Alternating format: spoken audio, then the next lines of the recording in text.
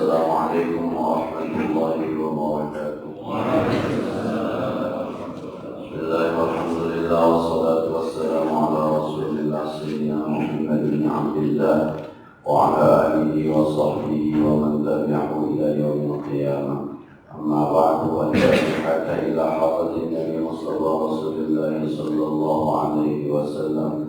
ومن الروح آبائنا وأمهاتنا وأجدادنا وجداتنا ومشايخنا ولجميع المسلمين والمسلمات والمؤمنين والمؤمنات سبحان الله ولوالدينا سكين من أسماء والديه أحمد غزالي بن أرشد شيخنا كيدي محمد محمود بن كيدي عبد الرحمن شيخنا كيدي عبد الوهاب بن كيدي عبد الصمد شيخنا كيدي محمد محمد بن إنسان شيخنا كيدي شيخ حدث شيخنا كيدي عبد السليم حجي محمد سيد شيخنا كيدي محمد هاشم معروف سيد محمد بن عربي عباس المالكي الفاتحة.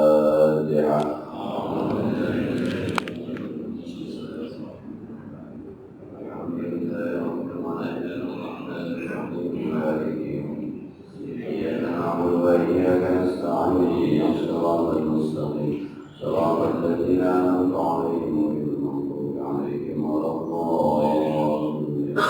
رب اغفر لي ولوالدي وارحمهما كما ربياني صغيرا. بسم الله الرحمن الرحيم. قال المؤلف رحمه الله تعالى ولم نفع به وبعلومه في الدارين آمين. بسم الله الرحمن الرحيم. قربك منه أن تكون مشاهدا لقربه وإلا فمن أين أنت ووجود قربي. Syekh Ibn Athaillah As-Sakandari memberikan informasi kepada kita tentang kedudukan kita dekat dengan Allah.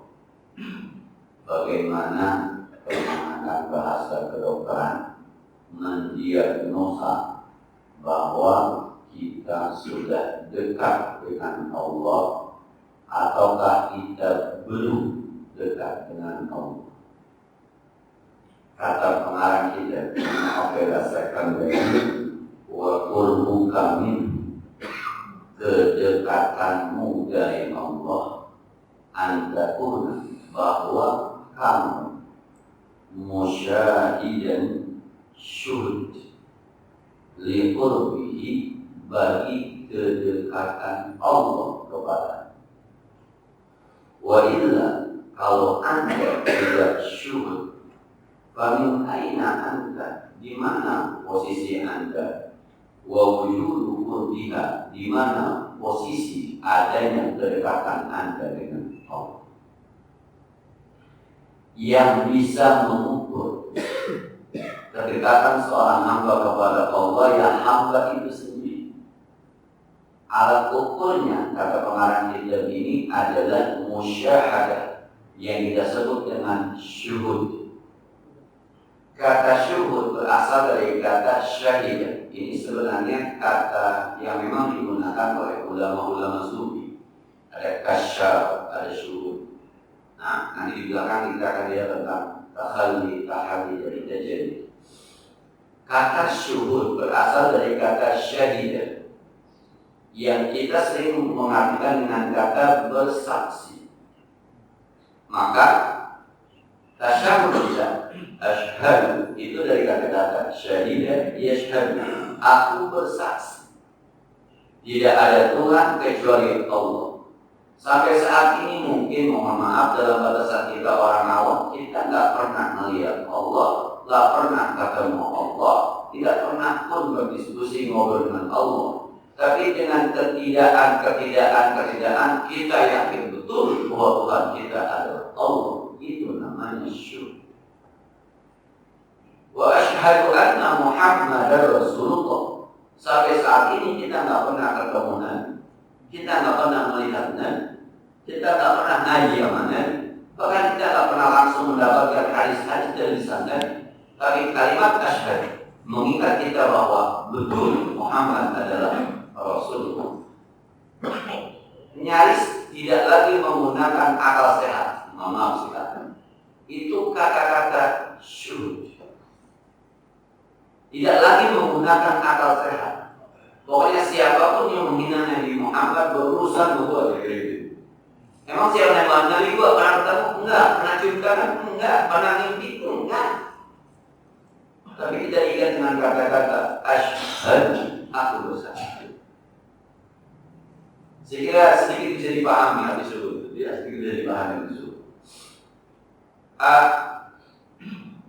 Kedekatan kita kepada Allah itu kita bisa rasakan dengan syuhudnya kita kepada Allah. Syuhud tadi ada rasa seakan-akan menyaksikan dan kita yakin itu sebuah kebenaran walaupun tidak bisa diperlihatkan, tidak nyata. Itu syuhud. Misal ada orang yang menyatakan begini misalnya, kalau ada apa-apa berdoa saja pasti dijawab, pasti nggak usah khawatir, Allah mendengar. Allah yang janji kok, ud'uni astajib lakum. Dia dengan syuhudnya sangat-sangat merasakan bahwa selama ini doanya dikabulkan. Walaupun kita melihatnya kayaknya nggak kabul-kabul juga, tapi dia merasa bahwa doanya dikabulkan. Begini misalnya, apa yang dia minta? Allahumma sallimna wa sallim dinana. Ya Allah, selamatkan kami, selamatkan agama kami. Suatu saat kemudian dia sakit, kita bilang doanya tidak mustajab. Dia minta diselamatkan, tapi justru dia sakit. Tapi dia justru mengatakan bahwa untung saya sakit, maka saya jadi selamat. Ini tidak lagi menggunakan logika akal sehat, tidak. Untung saya sakit. Kalau saya tidak sakit, mungkin saya akan berbuat maksiat. Saya akan tidak sholat berjamaah. Saya akan pergi kepada teman saya yang boleh jadi ketika dia pergi, saya melalaikan zikir saya kepada Allah. Untung saya sakit. Maka ketika saya sakit adalah pengkabulan doa saya dari Allah ketika saya bilang Allahumma sallimna. Susah nih. Rabbana atina fid dunya hasanah wa fil akhirati hasanah. Ya Allah, berikan kepada kami sukses di dunia, kebaikan di dunia. Ya Allah, berikan kepada kami sukses di akhirat, kebaikan di akhirat. Kita lihat itu orang ternyata memang susah benar hidupnya di dunia. Terus kita bilang, ya, lu baca doa Rabbana atina masih susah aja. Maka makul doa lu. Kita. Tapi dia belum mendapatkan justru gara-gara gua susah, gua diberikan hasanah. Dengan susah gua kagak mikirin utang, orang gua kagak berani utang. Dengan susah gua nggak berani ngedit, nggak mikirin orang gua kagak berani ngedit. Dengan susah akhirnya gua bisa sholat subuh, asar, maghrib, isya berjamaah. Dengan susah akhirnya semua pengajian yang ada di majelis taklim di Masjidul Iman bisa gua datangin, orang gua sempat. Ini bagi gua kedamaian ini artinya di dunia hasanah. Bahkan ada orang yang sakit pun ketika adanya di dunia hasanah, oh minta dulu, bukan dari gua sakit kata hasanah. Justru gua merasa bahwa Allah mau ngasih rezeki lewat dokter melalui gua. Subhanallah. Allah pilih saya untuk memberikan rezekinya kepada dokter. Allah pilih saya untuk memberikan rezekinya kepada perawat, kepada pelayan apotek, kepada tugas takir di rumah sakit. Saya yang dipilih oleh Allah lewat sakit saya. Indahnya. Syuhud nih, mau susah nih menerima kali ini susah. Kita pokoknya sehat baik, sakit nggak baik itu aja kita. Nah, bicara kematian kan sebenarnya hanya pindah. Ini orang-orang berzuhud, hidup sama mati itu sama, hidup sama mati sama. Ketika kita di alam rahim hidup enggak, hidup sesek kita. Di situ-situ aja, nggak ada temennya. 9 bulan, nggak ada temennya. Makan juga nggak bisa milih. Yang mau makan kita makan, yang mau minum kita minum. Tapi nggak ada orang nggak pernah bawa betah di rahim dan keluarnya. Nggak ada. Dengan kenikmatan yang Allah berikan di rahim betah 9 bulan. Kemudian lahir ke dunia jauh lebih luas. Nanti lahir lagi ke alam barzah jauh lebih luas. Lalu masuk ke akhirat jauh lebih luas. Lalu masuk lagi ke surga jauh lebih luas. Kalau lagi itu bayangannya, maka hidup sama mati biasa-biasa aja. Walladzi khalaqal mauta wal hayata liyabluwakum ayyukum ahsanu amala. Hidupnya nikahin Allah, mati yang nyiptain Allah. Jadi kalau saya apa putus keputusan Allah pasti baik, pasti baik. Ini syuhud. Berat gue. Rasanya mati dulu jangan mati. Nah, orang kehidupan nyatanya kita melihat soal makan enak sama enak makan kan beda. Makan enak sama enak makan. Enak makan mabuk puasa aja. Enak makan mabuk puasa. Tadi ke maghrib enak makan. Orang lapar. Ternyata yang bikin kita enak bukan lauknya, bukan dunianya. Yang bisa bikin kita enak makan itu adalah situasinya. Dan situasi tidak bisa ciptakan. Tempe kita makan, ya kata orang makan tempe mulu kayak orang susah. Kalau punya lapar sama nasi hangat udah enak kan. Zaman saya kecil itu kalau pagi-pagi ibu saya mau sarapan nggak ada apa-apanya, itu nasi digarang namanya. Cuma nasi doang digarang-garang dipakein apa namanya garam, udah digarang dikasih kita enak kita makan. Udah lapar pak, nasi doang sama kecap sama pete-pete yang udah Cina tuh, enak kita makan. Kalau bicara enak makan, tapi kalau makan enak mahal memang sekali lagi. Jadi kalau Anda merasa dekat dengan Allah, coba rasakan syukurnya, rasakan. Anda sakit Quran mengatakan wa idza maridu fa huwa yashfin. Kalau aku sakit, Allah yang menyembuhkan. Sudahkah ada rasa sakit Anda sembuh karena Allah yang menyembuhkan? Enggak usah saya ke dokter. Tapi berapa banyak orang yang ke dokter kagak sembuh-sembuh malah meninggal dunia. Enggak usah saya mau olahraga. Berapa banyak orang yang olahraga mulu tapi justru ketika olahraga jatuh meninggal dunia. Tuh kata guru saya di Sultan itu sambil bercanda waktu saya sekolah S2 aja sambil senyum-senyum aja. Kalau ada orang yang bilang bahwa makan daging kambing bisa menyebabkan darah tinggi, itu tauhidnya anak SD. Tauhid anak SD. Kalau ada yang bilang bahwa makan daging kambing memicu darah tinggi, itu anak SMP. Tapi kalau dibilang sakit sehat datangnya dari Allah, senang susah datangnya dari Allah, mati hidup datangnya dari Allah, baru tauhid anak S2. Allah sebut. Ini bukan Pak dari bapak makan apa sih disalahin? Maksud tulisan kayak Pak Johan ini. Itu saya ulang cerita Pak, ada teman cerita. Terus Uin cerita.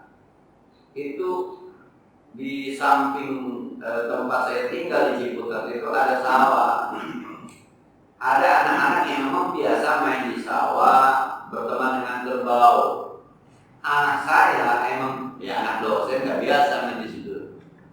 Jadi anak saya tuh selalu bicara awas, jangan mandi hujan, ntar demam, ntar pilek.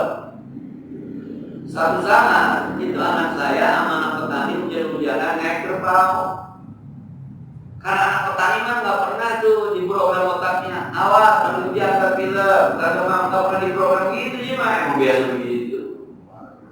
Maka anak saya habis main hujan-hujanan demam, anak yang biasa nggak demam sih mah, karena nggak pernah di program otaknya. Di kepala kita tuh otaknya di program.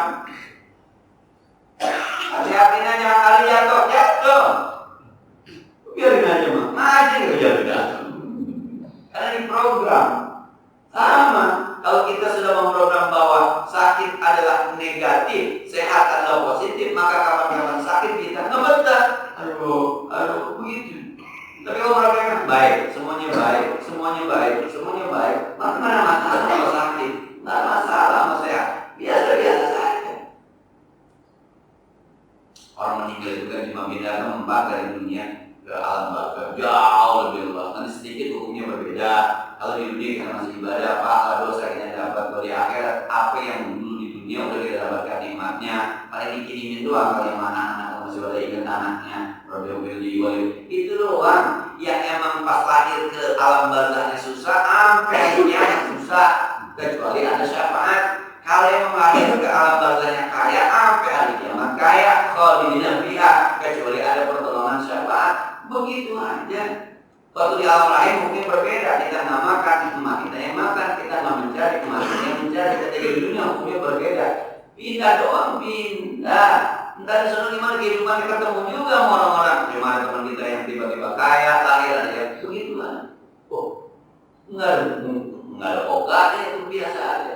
Bahkan ada yang bilang ketika kita menikah, justru sebenarnya itulah kenikmatan terhebat kita. Karena kita tidak lagi diganggu gugat dengan dandan pakai apa supaya cakep. Terus udah nggak ada badan. Kita nggak diganggu bikin rumah kayak apa. Udah disiapin di sana, nggak diseksa kita. Udah nyaman hidup gitu. Maka ada orang yang nggak takut sama mati biasa-biasa. Ini syukur. Kalau bapak ibu sekarang sholat merasa benar, sekali lagi merasa jadi benar. Itu TV sampai kagak tertonton Pak di rumah, saking sibuknya sama sholat jamaah, saking sibuknya sama zikir di masjid, saking sibuknya sama pengajian, saking sibuknya sama baca Quran, tanpa harus direncanakan. Itu TV pas sudah saat 3 bulan, perasaan gua nonton TV ya cakep bener. Berarti sudah surut inna sholat tanha 'anil fahsya'i wal munkar. Nah, kalau bapak ibu sekarang kagak disiksa oleh HP, Facebook kah, Instagram kah, WhatsApp kah, nggak disiksa, sampai ketinggalan pun biasa-biasa aja dan tidak merasa macam, karena banyak kegiatan yang di luar, baik yang sifatnya sosial, ibadah karena keluarga, maka kita sudah suruh diri jadi nasibu mimma kasabu linisai nasibu mimma kasabna. Nah, kalau bapak ibu sekarang udah rajin puasa sampai akhirnya tidak disiksa oleh makanan, buka pakai apa aja enak, sahur pakai apa aja enak, di mana-mana tuh mikirannya masjid mana ya masjid ya. Zohor orang di rumah makan dia di masjid, karena makan yuk. Itu dulu enggak, gua ini dulu harusnya kayak mau kayak kecil masih di masjid mana ya? Ya di masjid, mau kayak kecil masih nungguin zohor. Biasanya zohor nungguin dia nungguin zohor. Lama-lama hidupnya wa khalaqal jinna illa wa khalaqal jinna wal insa illa liya'budun. Hidupnya kok dari awal. Bangun subuh-subuh nyaman. Cuma kopi doang teh, kadang-kadang air putih doang. Kemudian kadang-kadang marah kita, kadang-kadang kagak ada. Siangnya udah disiksa sama makanan, bahkan bawa duit 100.000, biasanya bisa udah gak bisa. Oh ya, gak butuh makan kok. Udah mana? Ini yang kayak gini sudah suhud wa anta sumu khairul lakum. Kalau anda puasa jauh lebih baik buat anda dibanding anda gak puasa. Kalau anda sedekah, sudah merasa berkah dengan sedekahnya, nikmat hidupnya. Kebasalkanlah kaum mengalihim walahum ya senang. Orang-orang yang sedekah itu akan dibimbing oleh Allah, la khaufun 'alaihim wa la hum yahzanun. Enggak perlu ada rasa takut hidup ini. Enggak ada kita, nyaman aja. Sedekah-sedekah aja nyaman-nyaman aja. Berarti Anda sudah surut dengan sedekah. Nah, ini yang bisa ngerasain masing-masing ya, masing-masing. Tapi kalau belum punya amalan spesial, jangan ngaku-ngaku dekat sama Allah, malu-malu. Kata malaikat dekat dari mana? Mobil punya sama Allah dekat. Cekas bener rasanya mobil. Kalau Anda sudah merasa sukses dibantu dengan tahajud, berarti Anda sudah surut dengan asa ayat rabbuka maqaman mahmuda. Allah munculkan Anda tempat yang terpuji karena tahajud Anda. Wa min al-laili fatahajjat bihi nafilatan lak asa ayyab'ataka rabbuka maqaman mahmuda.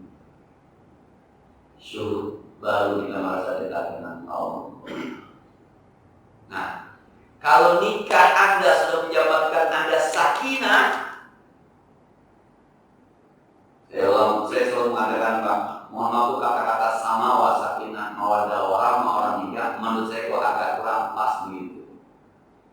Sebab ayatnya wa min ayatihi litaskunu. Linya itu kalau kata teman-teman pesantren lamnya lamkai supaya Anda nikah supaya Anda tenang. Itu tujuan nikah, sakinah, titik. Nanti dikasih modal sama Allah, wa ja'ala bainakum mawaddatan wa rahmah. Supaya Anda sakinah, saya kasih modal. Apa modalnya? Mawaddah dan rahmah. Maka rumusnya mawaddah plus rahmah sama dengan sakinah. Semoga keluarga sakinah, mawaddah, rahmah. Enggak begitu. Allah kasih mawaddah, Allah kasih rahmah. Apa itu mawaddah? Mawaddah itu cinta yang sifatnya luar. Ngomong sama istri, sayang, cantik, I love you, meluk, nyium, gendong, bagi duit, ngambilin ke toko emas, ajak ke mall, ajak pergi umroh, ajak pergi haji. Itu mawaddah. Kondangan gandengan itu mawaddah. Makan sepiring berdua, emang gak ada lagi, itu terpaksa. Tapi ada rahmah. Rahmah itu kasih sayang yang udah ke hati. Yang ke hati itu suaminya belum pulang, harusnya udah pulang. Itu dia WhatsApp, ada di mana Pak? Kok belum sampai rumah? Bukan ada emang muncul di hatinya. Kemana ya? Kayak kita punya anak Pak, biasanya jam 2 udah pulang, belum pulang, hati kita tuh kemana? Itu tuh rahmah namanya. Kalau tuh yang di mulutnya, yang di body language-nya jalan, kemudian hatinya jalan, itu mawaddah plus rahmah sama dengan sakinah, nyaman tuh. Bahkan seorang suami ketika dia terlambat pulang, istilah dia telepon, minta maaf mak, terlambat, macet ini. Kalau makan duluan deh. Kalau saya kalau ada yang dagang roti di bisa beli yang di roti buat nanjel dulu nih. Oh, luar biasa. Sampai suami diajak makan temennya, diajak makan tuh di Talaga Sambiran tuh enak makanannya. Bungkus teh 1. Buat siapa? Gue jadi inget bini. Tuh rahmah namanya. Nah, kalau itunya udah dijalanin tuh, sakinah, mawaddah plus rahmah sama dengan sakinah, terus kita berumah tangga nyaman. Nyaman tuh begini, berantem biasa gitu. Ribut-ribut sama istri itu biasa. Anak ada baiknya itu biasa. Karena yang udah tenang. Emang begitu anak kecil mah. Emang begini rumah tangga mah. Bang, anak kita sakit ya ke dokter, masa sakit mah. Ada duitnya? Ada. Kan cuma segitu bang. Cukup deh, bismillah berangkat aja. Besok ada aja harga rezeki datang tuh buat ganti. Keluar 200, datang lagi 250.000, lebih 50.000. Senang aja, bayar gimana? Enggak begini, enggak begitu. Itu sakinah. Berarti dengan ibadah nikah kita udah syuhud. Bukan berarti besok kalau itu gua nikah lagi nih kalau syuhud enggak begitu bukan juga.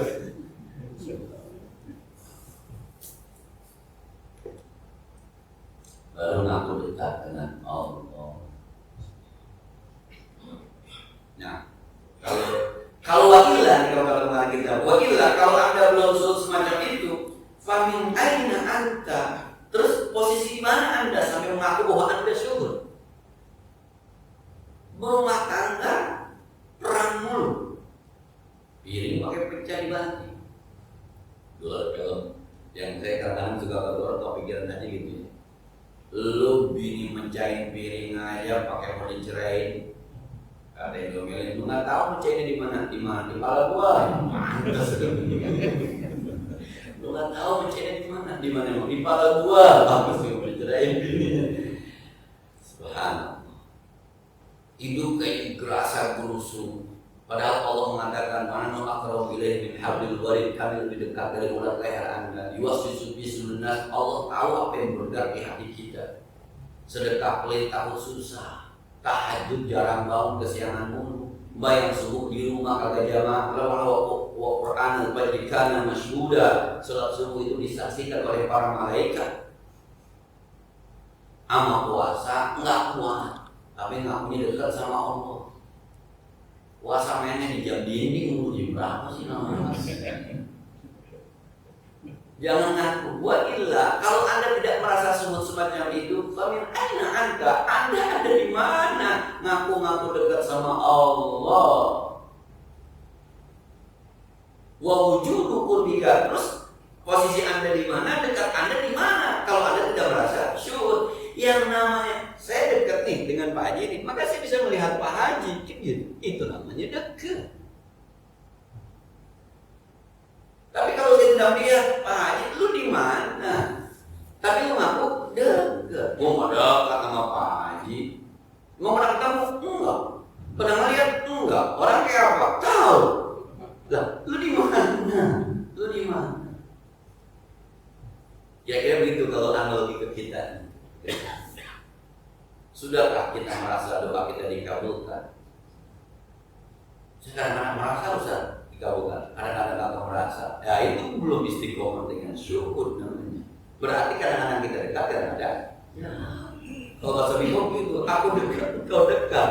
Aku jauh, engkau jauh, aku jauh. Kedekatan kita kepada Allah syukur. Kalau bahasa Rasulullah, wa ju'ila qurratu 'aini bis-shalah, dan dijadikan kenikmatan pandangan mataku ketika sholat. Sudahkah sholat kita menjadi tamasya kita? Refreshing kita tuh sholat nyaman. Kalau sholat sudahkah? Kalau belum berarti kita memang belum syukur. Pantas kayaknya sama doa kurang tapi, pantas sama ibadah kurang tapi, pantas sama sedekah kurang tapi. Nah, sholat Jumat, kalau terbalikkan sholat Jumat, jam berapa masih tidak penuh? Zuhur sekarang setengah 12 lewat 10, 41, 42. Ini zuhur kayak begini nih, kadang-kadang panitia mau mulai Senin Jumat agak ragu, jamaahnya masih dikit. Udah masih 3 zona, masih 2 zona, udah apa mulai ke zuhur aja Ustaz jam 12.10. Emang apa orangnya belum banyak? Lah, nungguinnya mah makin sore. Kita kota amalnya kata kota amal begini. Dan kota amalnya coba, udah injury time. Biasanya masih baru. Saya pernah jadi khatib di sebuah daerah, di daerah Bintaro. Kita berangkat di rumah setengah 11. Sampai sono Pak, itu di tempat kita kalau zuhurnya jam 12, jam setengah 11 lewat 10, itu setengah 12 sudah penuh. Di sono Pak, sebaris pun belum penuh, umrah gitu. Kalau bahasa saya, ini kalau itu orang paling 20 orang. Terlepas dia kantor semua, terlepas itu semua, yang jelas memang itu masih umrah gitu. Ketika kemudian sudah diumumin, jadi pas zuhur umumin, Assalamualaikum warahmatullahi wabarakatuh. Biar ngomongin amal segala macam. Itu saya tanya, zuhurnya udah terlambat udah 10 menit, ya usah terlalu banyak. Ketika Jumat tidak membuat kita lari menuju Allah, yang katanya datang pagi-pagi seperti berkurban sampai ekor onta, siangan dikit sapi, siangan dikit kambing, siangan dikit ayam, udah mepet-mepet telur ayam. Khotib udah berdiri dulu sampai telur cicak. Nggak ada hadis telur cicak, nggak ada. Nggak usah kita lagi. Nah, kata Nabi, lau ta'lamu ma fil adzan wa fis shaffil awal. Kalau Anda tahu hebatnya keutamaan orang azan dan di shaf yang pertama salat, walam tajidu, dan kalian tidak mendapatkan giliran itu tuh kecuali Anda mengundi, pasti Anda bakal mengundi. Udah kita berebut shaf yang pertama, Allahu Akbar, paling udah kita berebut azan sampai berantem masih bilang gua. Nggak ada, lu aja deh. Sampai kita di rumah, emang udah asar, setengah 4 Pak, pakai nanya, emang udah asar. Jam 3 orang seperempat Bang, asar sekarang pakai nanya setengah 14, nggak ada yang azan. Mau ada yang azan, nggak ada yang azan, asar tetap datang. Lu masih nggak ada yang azan, gua nggak tahu. Yang enak kan jawab begini adanya di rumah masing-masing kali ya, biar dihubungi. Nah, jadi kita zuhur itu bukan karena, tapi azan yang kita cari bukan zuhurnya. Ini kan urusan waktu sholat aja kita kayaknya bermasalah, belum syukur. Maka kata pengajar, kalau Anda belum syukur, kalau Anda ngaku dekat dengan Allah, amin aina Anda ada di mana? Kemudian kedekatan Anda posisinya di mana? Belajar dari saya dan kita semua. Mudah-mudahan Allah tidak semua tidak syukur. Ada ibadah-ibadah yang membuat kita syukur. Yang saya bilang ibadah unggulan, ibadah unggul.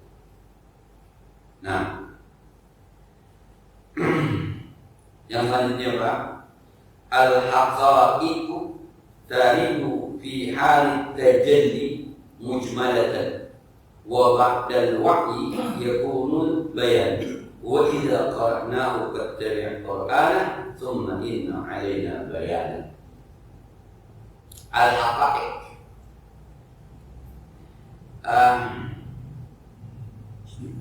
kebenaran. Haqa'iq itu jamak dari haq. Orang kita terjemah dulu. Kebenaran, hakikat yang datang fi halit tajalli, pada kondisi tajalli.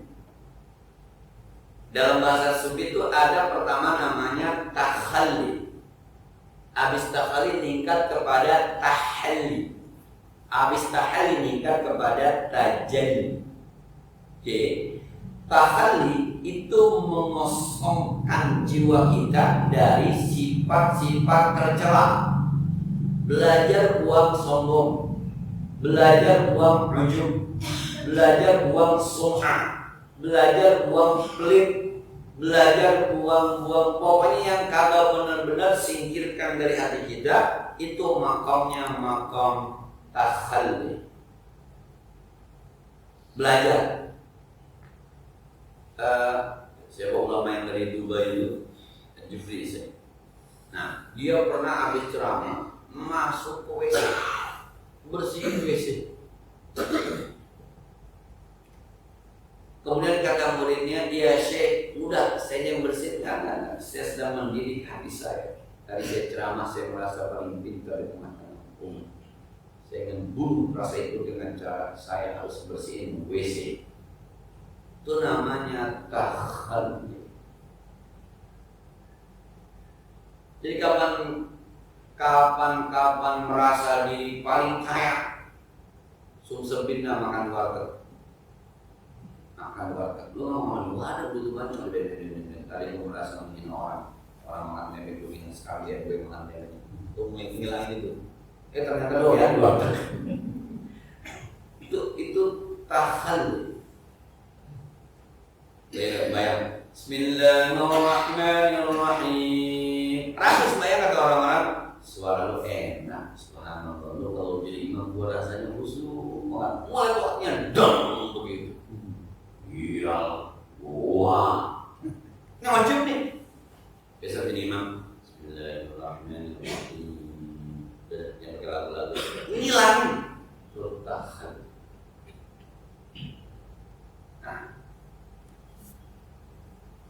Kalau lihat pakaian carok-carok banyak, ini dong. Besok pakai pakaian yang biasa-biasa.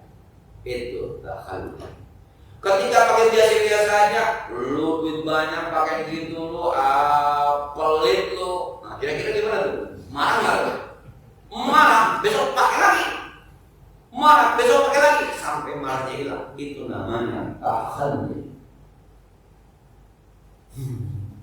Kita makan kadang-kadang biarin besok mau beli yang 2 juta lagi, bawa kayak gini. Nah, ini orang perempuan kadang saya dulu mohon maaf ya, bukan ngomongin istri saya, karena istri saya juga mantes-mantesin yang menurut saya udah apa. Akhirnya kemarin ada rasa senyum-senyum juga saya. Dia ngasih ini sorban dibagi sama orang pulang haji, pakai milik dia. Ketika salat Jumat dikasih begini, ini saya puter buat kalian palas gitu. Imam, kata saya, ya Ariman dia maunya makainya kayak begini nih. Ini pakai begini, mohon begini nih. Kita hormati lah istri, pakai begini. Saya pakai undang-undang, udah dipakai dia bilang, maksud saya jangan begitu pakainya. Kita ada peci itu, kalau pakainya begitu, itu cakep, pantas, kata istri. Ya, lanjut. Bener aja Pak, Tuhan kasih sampai di masjid, khotib Jumatnya kagak datang. Saya bilang di masjid tempat saya, khotib Jumat nggak datang, panitia deketin mengurus Ustaz anu berhalangan, Ustaz gantiin ya. Waduh, Panitianya enggak Ustaz. Dapat saya untung gua pakai imam menjadi pakasannya di waktu Jumat. Subhanallah. Jadi kadang-kadang memang kita merasa sesuatu yang diatur aja sama Allah Subhanahu wa taala. Kita kembali itu tahalli.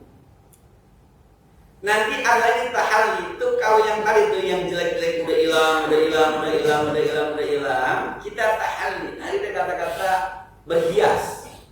Kita hiasi diri kita dengan sifat-sifat terpuji. Orang marah, orang nyakitin kita maafin. Orang menghina kita maafin. Kita dizalimi sama orang, asik-asik aja pemaaf, penyabar, syukur, rajin ibadah, qanaah. Nah, dan bisa terima, qanaahnya bisa terima. Subhanallah. Ini namanya tahalli. Kalau tahallinya udah oke, tahallinya udah oke, maka akan muncul dengan dirinya sebut dengan tajalli. Jalla itu sifat Allah yang Maha Agung. Dia akan mampu melihat segala sesuatu itu. Enggak ada, yang ada Allah. Wa ma tasyauna illa ayyasha Allah. Tidak ada yang bergerak di dunia ini kecuali Allah yang menggerak. Si anu alim ya, dari dulu ada orang alim. Tugas kita mengikuti orang. Si anu bodoh ya, dari dulu ada yang bodoh. Tugas kita ngajarin orang yang bodoh. Si anu baru ya, dari dulu ada orang baru. Tugas kita membimbing orang yang baru. Si anu jadi maling dari zaman dulu, zaman ini udah ada maling. Tugas kita memaafkan orang yang mengambil barang itu. Subhanallah, ini orang kajian. Kan yang pentingnya mau Allah. Coba disuruh apa kita sama Allah ketika orang salah menghina? Maafin, dia sudah maafin. Maling motor ditonjok, yang nonjok bukan yang punya motor, Bang. Yang nonjok bukan yang punya motor. Yang punya motor ada di rumah. Maling motor jaga, lu ngasuh amat, gua kesel. Emang apa? Kemarin motor gua hilang. Emang dia juga yang ngambil, gua nggak tahu. Pokoknya teman dia. Subhanallah. Nih, pernah tuh Rasulullah Shallallahu Alaihi Wasallam ada orang mabuk. Utiya bisyaribin. Didatangkan Rasulullah SAW dengan orang yang mabuk. Fa'amaru ayat dibuhu, disuruh Rasulullah pukulin. Karena emang orang mabuk itu harus dipukul 40 kali cambuk. Maka ada yang mukul pakai sendal, ada yang mukul pakai tolak korma, ada yang mukul pakai baju. Pas udah Nabi mukul, ada yang bilang azzakallah, lu bakal dihinakan oleh Allah. Karena Nabi la takut, kagak, jangan ngomong kayak begitu. La tu'ainu syaitan, Anda jangan bantuin setan. Tugas kita menghukum setengah aturan, dicambuk 40 cambuk 40, tapi nggak boleh dihina. Bukan tugas kita menghina. Nah, kita punya murid, Pak, susah banget diajarinya. Ajarin, jangan dihina. Bego lu, nggak boleh, Pak. Bukan tugas guru itu ngomong bego lu, nggak boleh. Pas dilihat bawahnya, pantas bawahnya dia. Zaman gue itu suka bego banget. Waduh, mepet nih. Orang yang tajali kan begitu melihatnya semuanya dalam bingkai Allah. Itu terjadi sebab kan dia sifat buruknya udah nggak ada, yang ada sifat baiknya yang muncul. Maka melihat sesuatu itu mabuk mulu dari zaman Nabi dulu banyak. Biasa ada zaman Nabi. Tapi nggak sadar, tugas kita nyadarin Sayyidina Umar bin Khattab itu tukang mabuk, preman tobat, bener dipuji oleh Allah, masuk surga kata Nabi Sayyidina Umar bin Khattab. Nah, dia melihat itu terjadi. Maka kata kemarin kita al-haqaiq, hakikat yang datang ketika terjadi mujmalatan, sifatnya global. Wa ba'dal waqi'in, nanti setelah dia paham, dia punul bayan, maka pemahaman itu akan menjadi penjelasan terhadap apa yang kita tidak pahami. Seakan-akan dibandingkan ketika Nabi menerima wahyu. Wa idza qara'nahu fattabi' Qur'an. Pokoknya kalau kami bacakan, ikutin aja Muhammad bacaannya. Nanti tsumma inna alaina bayan. Soal penjelasannya, maksudnya tak jawab. Nih Pak, yang saya sampaikan sekarang ini, mohon maaf sekali lagi, yang saya sampaikan ini saya kagak pernah belajar. Dulu saya menerimanya Allahumma umma anta antuma al-kalam marakabul mu'minu billati wa akamu dalam ismu nabirun wa akum ja'limana qala Muhammadun wa ibn Maliki Ahmadun wa ibn Maliki musallian ala Nabi Mustafa Atiyah. Habis itu diajarin fikih yang pakai makmun, jadi dia tafsir dia pakai makmun, diajarin terus diajarin. Kita kemarin Syafi'i ini dibacain tuh muhadzab, dibacain al-Qur'an, Al-Qur'an dibacain kita hikam Ibnu Abbas Sakandari, dibaca. Yang kita terima waktu dari mereka apa yang dia terima itu cuma sekedar ya sudah mujmalatan secara global. Itu yang pada guru, yang pada penceramah itu Jumat emang pernah dia pelajari? Enggak Pak. Tapi nanti ketika sudah ada di hati, inna alaina bayana. Allah bukakan hatinya untuk ini loh maksudnya, ini loh maksudnya, ini loh maksudnya, ini loh maksudnya. Begitu juga dengan ulama sufi, ketika dia mau memahami itu secara global itu, tapi lama-lama ketika lama-lama subhanallah. Nah, jadi penjelasan yang dia sampaikan itu karena memang Muhammad bersumber itu yang kalau bahasa Rasulullah itu bukan ingin menyamakan wa ma yantiqu 'anil hawa in huwa illa wahyun yuha. Apapun yang disampaikan oleh Nabi ketika Nabi berbicara, nataqa yantiqu nutqan, itu bukan berdasarkan hawa nafsu tapi dibimbing oleh wahyu. Seorang ulama bisa ngomong anak mah yang penting berkah. Nah, jangan-jangan dia ketika ngomong anak mah berkah bukan sebuah teori, tapi sebuah praktek yang dia rasakan berkah. Karena dia punya anak misalnya 9, yang satu bisa baca, yang satu hafal Quran, satu bisa baca kitab, yang satu ada yang tukang main bola di satunya. Bagi Quran kagak bisa ini kagak bisa. Tapi ternyata kalau urusan bapaknya sakit, emaknya sakit, yang open yang tukang main bola ternyata. Yang orang yang hafal Quran sibuk sama ngajarnya, yang ini sibuk sama pesantrennya, yang ini ternyata ini anak udah terakhir kagak demen sama ngaji, demennya main bola, emaknya sakit, berhenti main bola dulu. Gua nggak main dulu, emak gua sakit. Yang orang nggak berani berhenti, gua berhenti aja, emak gua sakit nggak berani. Apa itu? Yang penting berkah. Karena kata berkah itu bukan sebuah teori yang dia baca, bukan, tapi hasil dari sebuah praktek. Itu ketika sudah uang. Nah, semuanya Pak kita ngerasain yang namanya berkah. Semuanya kita ngerasain yang namanya ampunan Allah. Semua kita rahmat Allah. Itu kita ngerasain semua. Cuma memang yang kita terima secara global. Masanya memang kadang-kadang kita belum sampai tahapan tajari orang tahol ini kita masih berantakan kayak tahol ini aja kita buang yang kagak beres. Kita kalau boleh hina orang naik motor dikencang dikit aja orang bener gitu.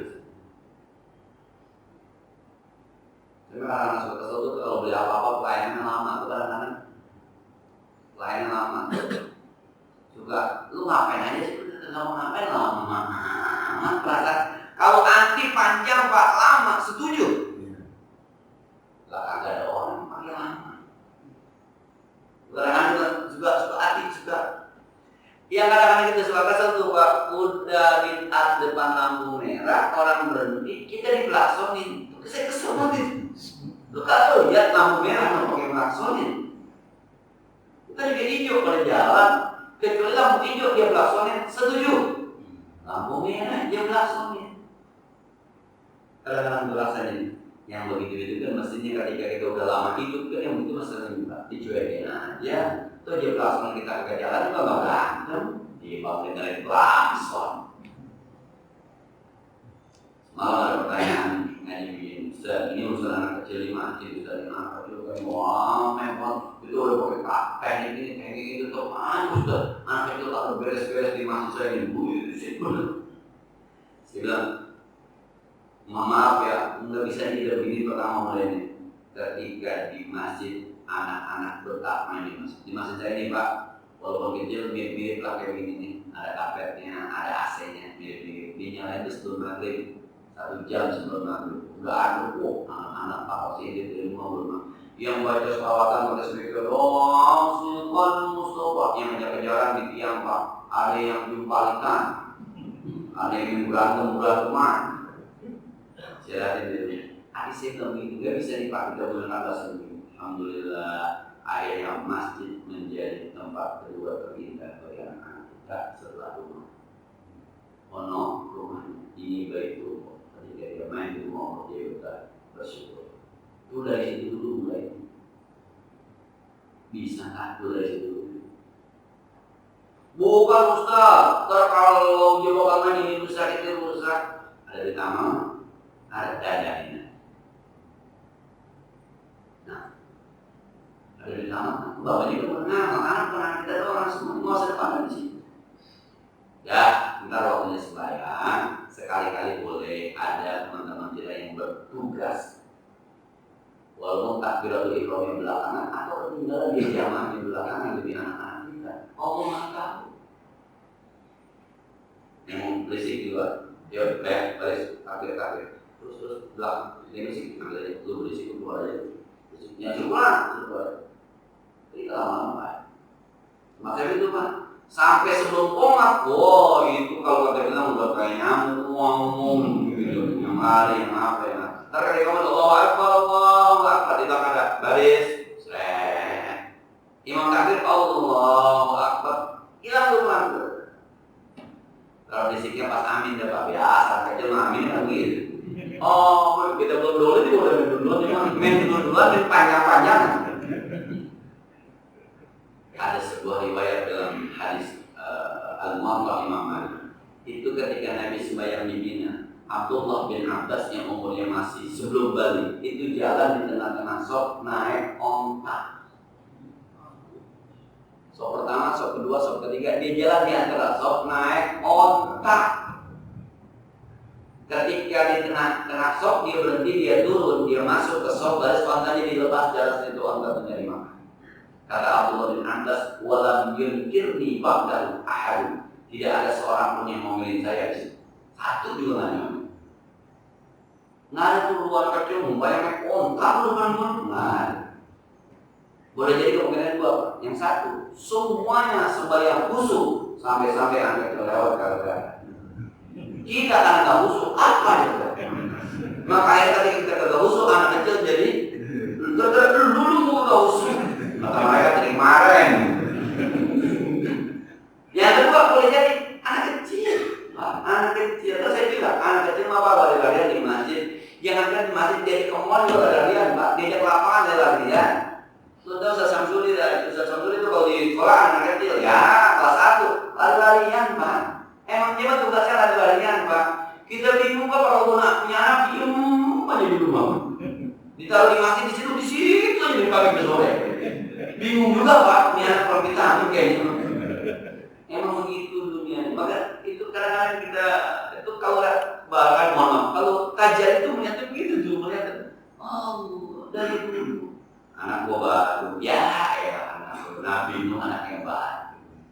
Nanti bro, udah nasihatin aja, sekolahin aja, bimbing aja. Toh itu jihad buat kita.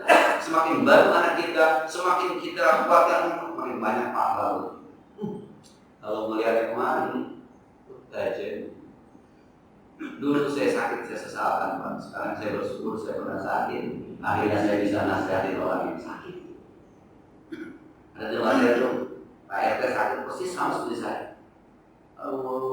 Obatnya banyak. Enggak, lu nggak seberapa gua dirawat setahun baru kemana-mana, suntik 100 kali, obat dari banyak mana pahit banget. Emang gitu, saya 3 bulan kalau baik Tuhan kasih saya benar 3 bulan kan? Ikutin aja tuh udah main.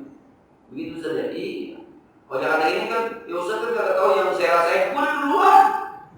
Enak nasihatinnya, gua udah duluan. Jadi memang hidup itu memang perlu ngerasain susah, ngerasain sakit, dan ada yang kita syukuri sebagai otornya. Nah, jadi orang yang sudah tajam itu akan menerima apapun hakikat secara global. Tapi nanti persis seperti Allah bilang, wa idza qara'nahu fattabi' Qur'an, summa inna 'alaina bayan. Nanti Allah akan bukakan hati kita, Allah Allah akan bukakan jiwa kita untuk menerima segala sesuatu yang jauh lebih hebat dari apa yang kita paham.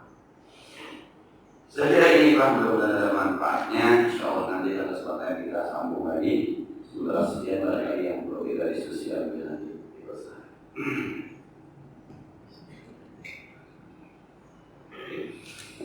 Cukup ya, benar-benar ada manfaatnya.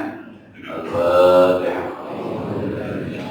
Bismillahirrahmanirrahim. Alhamdulillahirabbil alamin. Arrahmanir rahim. Maliki yaumiddin. Iyyaka na'budu wa iyyaka nasta'in. Ihdinas siratal mustaqim. Siratal ladzina an'amta 'alaihim ghairil maghdubi 'alaihim waladdallin. Allahumma shalli wa sallim wa sallim wa barik 'ala sayyidina Muhammad wa 'ala ali sayyidina Muhammad. Allahumma arzuqna hubbak wa hubba man yanfa'una hubbuka 'indak wa hubba kulli 'amalin yuqarribuna ilaik. Ya Allah, bukakan rasa cinta kami kepadamu, ya Allah. Rasa cinta kepada apapun yang bermanfaat di sisi-Mu, ya Allah. Rasa cinta kepada amal ibadah yang bisa mendekatkan diri kami kepadamu. Wassalamualaikum warahmatullahi wabarakatuh. Assalamualaikum warahmatullahi wabarakatuh.